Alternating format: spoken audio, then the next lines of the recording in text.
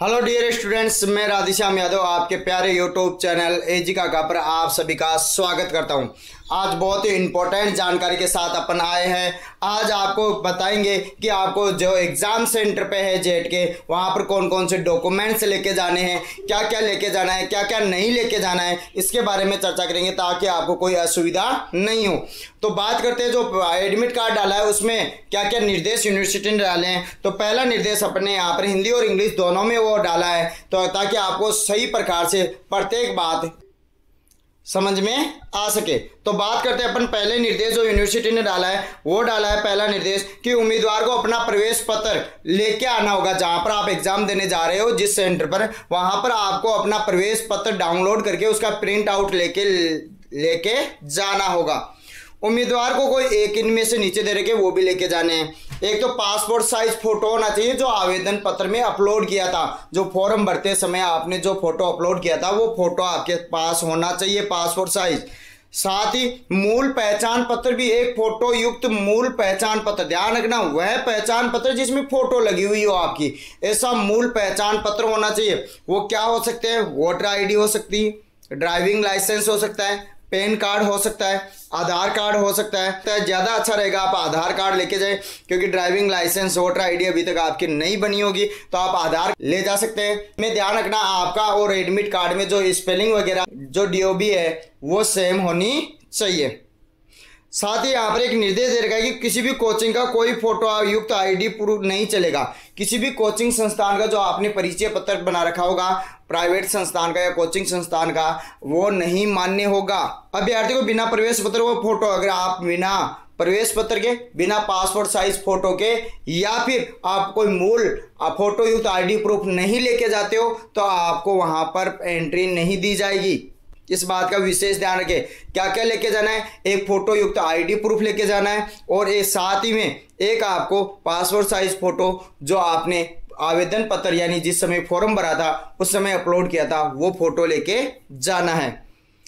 Second जो निर्देश university ने डाला है वो डाला है परीक्षा केंद्र में परिवर्तन के अनुरोध को किसी भी परिस्थिति में विचार नहीं किया जाएगा। जो आपको सेंटर अलॉट किया है यूनिवर्सिटी में वो फाइनल है, उसमें किसी भी प्रकार का कोई परिवर्तन नहीं किया जाएगा। आप कोई भी किसी प्रकार की आवेदन उसके लिए चेंज करने के लिए आवेदन नहीं कर सकते। नेक्स्ट देखते हैं अगला जो निर्देश यूनिवर्सिटी ने डाला है, वो डाला है कृपया सुनिश्चित करें कि आवंटित सीट, जहां पर आप जिस एग्जाम सेंटर पर आपका एग्जाम है वहां पर आप जाके सबसे पहले अपना रोल नंबर देख ले, कौन से रूम में आपका रोल नंबर है। वहां पर जाके वहां पर आपकी टेबल के ऊपर रोल नंबर चिपकाए रहेंगे, वहां पर स्टिकर लगा होगा रोल नंबर का, उसी टेबल पर आपको बैठना है। जो अगला है वो कि उम्मीदवार को निरीक्षक द्वारा वहां पे जो एग्जामिनर होगा वो आपको पेन उपलब्ध कराएगा। ब्लैक इन बॉल पेन का ही उपयोग करना है। हो सके तो आप एक पेन लेके भी जाना।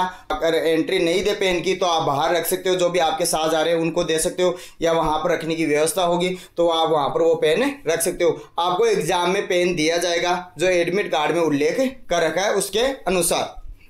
साथ ही आपको बता दें, उम्मीदवार को सलाह दी जाती है कि 90 मिनट पहले वो परीक्षा केंद्र पर पहुंच जाए, ताकि कोई किसी प्रकार की असुविधा का सामना नहीं करना पड़े। और साथ ही जो एग्जाम सेंटर है जहां पर, उनको भी कोई किसी प्रकार की असुविधा नहीं हो, ताकि वो आपकी चेकिंग वगैरह करके सही समय पर आपको एग्जाम शुरू कर सके। साथ ही 15 मिनट पहले आपका जो मेन गेट होगा एग्जाम सेंटर का वो बंद कर दिया जाएगा। ध्यान रहे, फिक्स 15 मिनट पहले ही, आपको 15 मिनट पहले की नहीं, कम से कम आपको 1 घंटे आधे घंटे पहले एग्जाम सेंटर पर पहुंचना है, लेकिन 15 मिनट पहले मेन गेट बंद कर दिया जाएगा, फिर किसी को भी एंट्री नहीं दी जाएगी। इस बात का विशेष ध्यान रख ले आप कि 15 मिनट पहले मेन गेट बंद कर दिया जाएगा। आगे देखते हैं अगला जो यूनिवर्सिटी ने निर्देश डाला है वो डाला है कि प्रविष्टियां बनने से पहले पर्सन पुस्तिका जो आपको उपलब्ध कराई जा रही है उसमें सारे एक तो पर्सनों के सीरियल नंबर देख ले। साथ ही आप जिन 3 सब्जेक्टों का आपको चयन करना है, 5 सब्जेक्ट वो बुक पर्सन पत्र होगा, उसमें से आपको 3 के करने हैं। तो 3 में कोई किसी प्रकार की संख्या में या कोई दिखाई देने में या कोई प्रिंटिंग में कोई मिस्टेक है, अगर ऐसा पाया जाता है कोई मिस्टेक है तो आपको तुरंत ही एग्जामिनर साहब को सूचित करना है और दूसरी वो जो पर्सन पुस्तिका है वो लेनी है। ये आपकी खुद की जिम्मेदारी होगी। आपको खुद को जैसे आपको प्रश्न पुस्तिका मिले उसको सबसे पहले आपको चेक करना है कि कटी फटी तो नहीं है, साथ ही उसमें प्रिंट साफ है या नहीं है, या पूरे प्रश्न है या नहीं है, यह आपको खुद को जांच करनी है।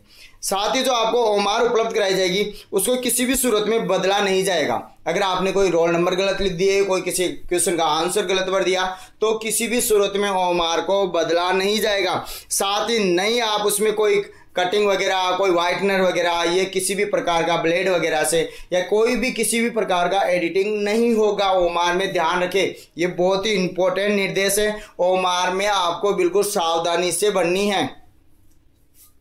साथ ही आपको बता दें कि जो प्रश्न पत्र होगा उसमें 5 सब्जेक्ट होंगे और ओमार में भी 5 सब्जेक्टों का उल्लेख होगा। तो उनमें से आपको कम से कम 3 सब्जेक्ट करने हैं। कितने सब्जेक्ट करने हैं? 3 सब्जेक्ट करने हैं और तीनों का उल्लेख भी करना होगा। अभी ओमार आपको बताएंगे जस्ट ही, तो उसमें किस प्रकार से आपको तीनों सब्जेक्टों का उल्लेख करना है वो अभी ओमार में बताएंगे, जो सैंपल डाला है यूनिवर्सिटी में उसके अनुसार। उम्मीदवार को किसी भी प्रकार का कोई इलेक्ट्रॉनिक, ये सबको पता होगा, इलेक्ट्रॉनिक स्मार्ट घड़ी, कैलकुलेटर, घड़ी, मोबाइल फ़ोन आदि लाने की अनुमति नहीं होगी। आपको कोई भी इलेक्ट्रॉनिक सामान या कोई भी ऐसा जिससे एग्ज़ाम की पारदर्शिता में कोई बाधा उत्पन्न हो, ऐसा कुछ भी नहीं लेके जाना है। नहीं, आपको देखो यहाँ पर और भी बता रखे हैं कि अन्य कोई उपकरण, किताबें, नोटबुक, लिखित नोट्स आदि उम्मीदवार को पाया जाता है या नकल करता पाया जाता है या किसी की सहायता करता हुआ पाया जाता है, तो इसके लिए आपको एग्जाम से बाहर किया जा सकता है। परीक्षा में बैठने के लिए उम्मीदवार को निम्नलिखित ड्रेस कोड भी होना चाहिए। वो कौन सा ड्रेस कोड होना चाहिए? आपको आधी बाजू के कपड़े पहने होंगे। जो भी आपको शर्ट या टी शर्ट है वो आधी बाजू की पहनी होगी। साथ ही एक निर्देश इसमें आगे आएगा और भी उल्लेख है, वो साथ ही टी शर्ट जो भी पहन रहे हो आप, जो भी शर्ट पहन रहे हो हाफ बाजू की, वो किसी कोई कोचिंग संस्थान की नहीं होनी चाहिए। इस बात का विशेष ध्यान रखें। वो टी शर्ट या जो भी आप शर्ट पहन रहे हो वो किसी भी कोई कोचिंग संस्थान का लोगो वगैरह उसके ऊपर लगा हुआ नहीं होना चाहिए, यानी किसी कोचिंग संस्थान की ड्रेस अलाउ नहीं है। किसी भी कोचिंग संस्थान की ड्रेस अलाउ नहीं है, इस बात का ध्यान। साथ ही आपको ये नहीं होनी चाहिए उस पोशाक में बटन, बेज, ब्रोच, फूल होगा, ये आदि उपकरण वगैरह, यानी कोई ऐसा जिससे आप कोई इलेक्ट्रॉनिक उपकरण छिपा सकते हो, ऐसा कुछ भी वहां पर आपको ऐसी पोशाक नहीं पहन के जाना है। साथ ही आपकी जो परीक्षा में जहां पर एंट्री होगी वहां पर आपकी जांच की जाएगी गहनता से। देखो, परीक्षा हॉल में प्रवेश पत्र की अनुमति लेने से पहले उम्मीदवार की पूरी तरह से जांच की जाएगी।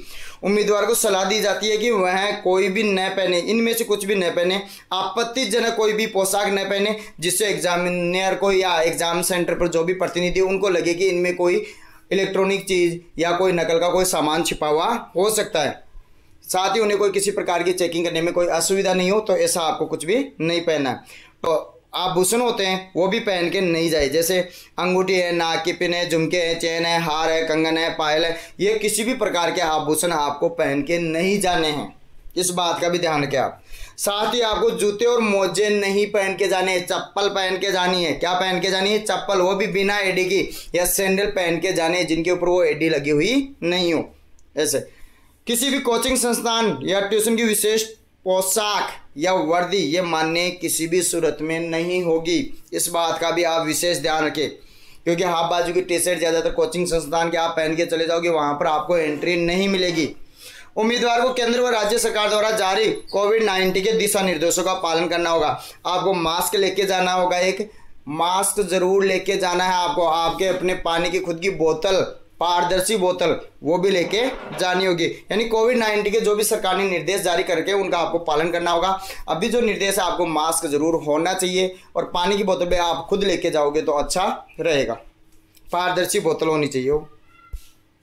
साथ ही आपको कृपया प्रवेश पत्र को भविष्य के लिए आपको इसको ऐसा नहीं कि एग्जाम देने के बाद में फेंक दिया, काट दिया, फाड़ दिया, ऐसा कुछ भी नहीं। साथ ही आपकी इसकी PDF डाउनलोड कर ले अपने जो भी आपका जो भी मोबाइल है, लैपटॉप है उसमें। साथ ही इसके प्रिंट को भी आप संभाल कर रखें, ताकि जिस समय कॉलेज में रिपोर्टिंग होगी, जिस समय आपके अन्य डॉक्यूमेंट्स की जांच होगी, उस समय आपको ये प्रवेश पत्र चाहिएगा। उस समय इस प्रवेश पत्र की भी ज़रूरत पड़ेगी। तो ये यूनिवर्सिटी ने निर्देश डाले थे जिनका पालन आपको करना है।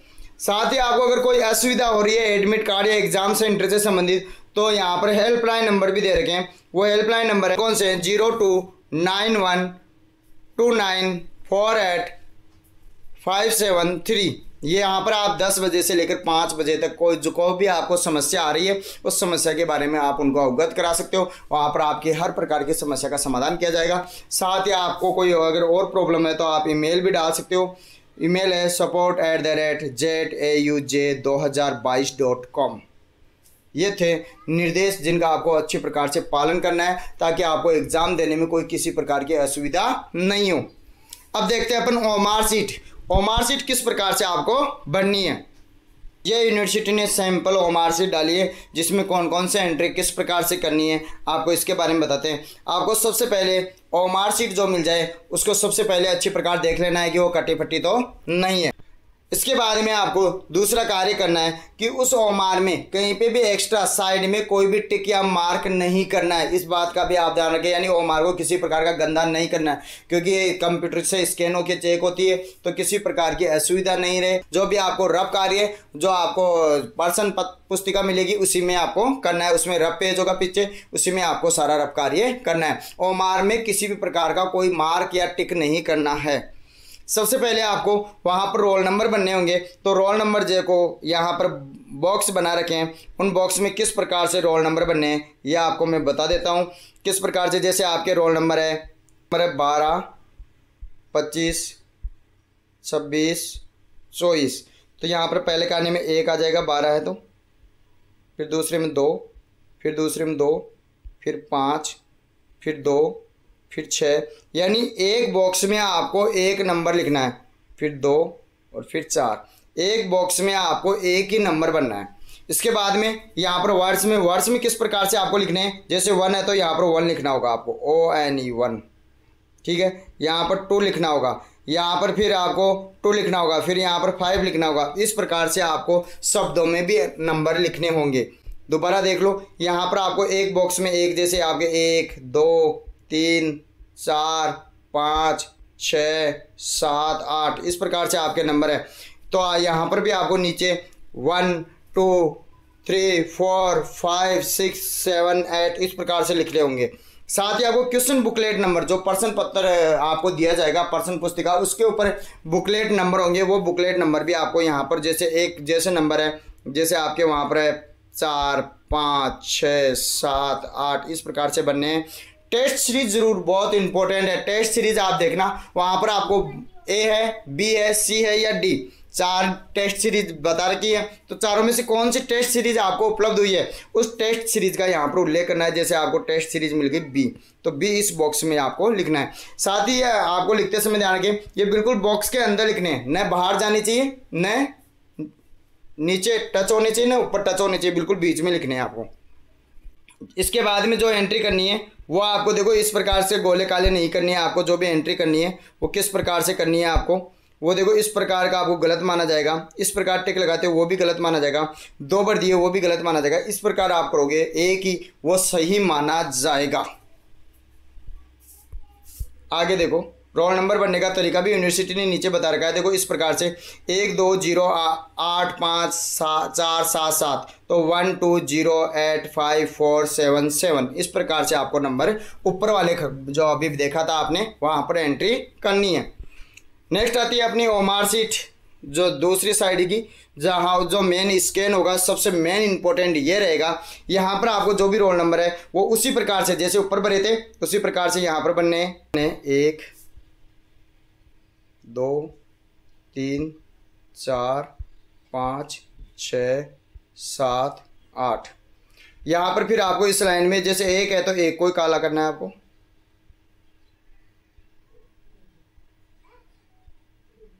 बिल्कुल अच्छी प्रकार से बिल्कुल धीरे धीरे राउंड लेते हुए पूरा ब्लैक करना है आपको। फिर 2 को ब्लैक करना है आपको। इसके बाद में किसको ब्लैक करना है, 2 नंबर को। 2 नंबर दूसरी लाइन में होगा, यानी उसके जस्ट नीचे जो आपने अंक लिखे हैं। फिर आपको 3 को करना होगा इसमें, फिर आपको 4 को करना होगा इसमें, फिर आपको 5 करना होगा अगली लाइन में।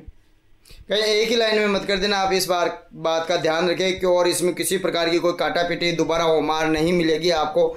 इसमें 6 नंबर को करना है। बिल्कुल पूरा ब्लैक करना है। यहाँ पर अच्छी प्रकार हो नहीं पा रहा है तो आप पूरा ब्लैक करना, बिल्कुल दूसरे गोले के टच में नहीं होना चाहिए। जैसे अभी आपको पीछे बताया था उस प्रकार से आपको करने हैं। यहाँ पर 7 को करना है, यहाँ पर 8 को करना है। इस प्रकार से आपको ये रोल नंबर बनने हैं। जो भी बुकलेट टेस्ट सीरीज जैसे आपके बी बताई थी मैंने ऊपर, तो बी इस बॉक्स में लिखना है और बी को काला करना है आपको, बी को पूरा राउंड करना है, ठीक है। इसके बाद में आपको यहाँ पर सिग्नेचर करने हैं। जो आपने जेट का फॉर्म अपलोड किया था उस समय जो किए थे वही सिग्नेचर यहाँ पर है आपको करने हैं। इसके बाद में मेन इंपॉर्टेंट जो काम होता है वो अब नीचे का आता है। सबसे पहले आपको यहाँ पर स्टेट का उल्लेख भी करना होगा कि आप राजस्थान के हैं या राजस्थान से बाहर के हैं। अगर राजस्थान के हैं आप तो इसको ब्लैक करना होगा आपको, राजस्थान वाले। अगर आप राजस्थान से बाहर के हैं तो अदर वाले को आपको ब्लैक करना होगा। अब आपको यहाँ पर देखो ओमार में 5 सब्जेक्ट दे रखे हैं, एग्रीकल्चर, बायोलॉजी, केमिस्ट्री, मैथमेटिक्स और फिजिक्स। इसमें से आपको जो भी सब्जेक्ट के कम से कम 3 सब्जेक्ट के करने हैं।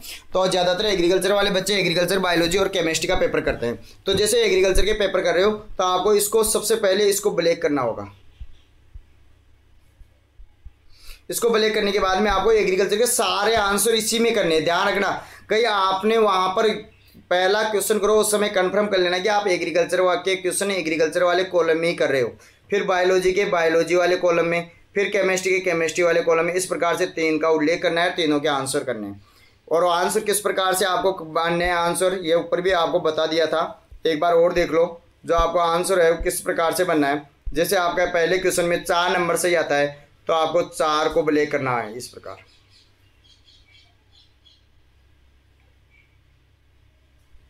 इस प्रकार पूरा ब्लैक होना चाहिए, बिल्कुल दिखना नहीं चाहिए अंदर का अंक। इस प्रकार से आपको करना है। जैसे आपको अगले क्वेश्चन में मान लो अगले क्वेश्चन में आपको 2 सही है तो किस प्रकार से ब्लैक करना है आपको वो भी देख लो आप इस प्रकार से।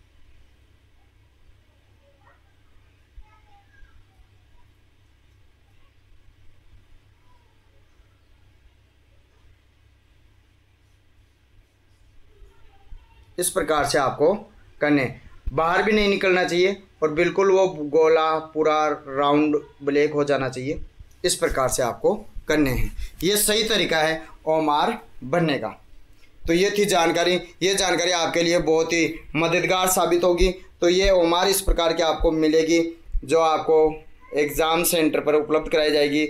और इसमें कहीं पे भी आपको कोई भी काटा पीटी नहीं करनी है, कहीं पे भी आपको कोई मार्क नहीं करना है, कहीं पे भी अनावश्यक खाली जगह में कोई भी आपको कुछ भी नहीं लिखना है। इस बात का विशेष ध्यान रखें। अगर आपको ये वीडियो पसंद आया है तो इसको लाइक, कमेंट और शेयर कीजिए ताकि बहुत सारे लोगों को ओमार बनना नहीं आता, तैयारी अच्छी प्रकार से कर लेते हैं लेकिन उनको ओमार कई बार गलत भर देते हैं जिसके कारण पूरा रिजल्ट खराब हो जाता है, पूरी साल खराब हो जाती है मात्र ओमार बनने की वजह से। पेपर भी अच्छा जाता है फिर भी ओमार में अगर गलती कर दी। साथ ही इन सब्जेक्ट कोडों का विशेष ध्यान रखना आप। Thank you.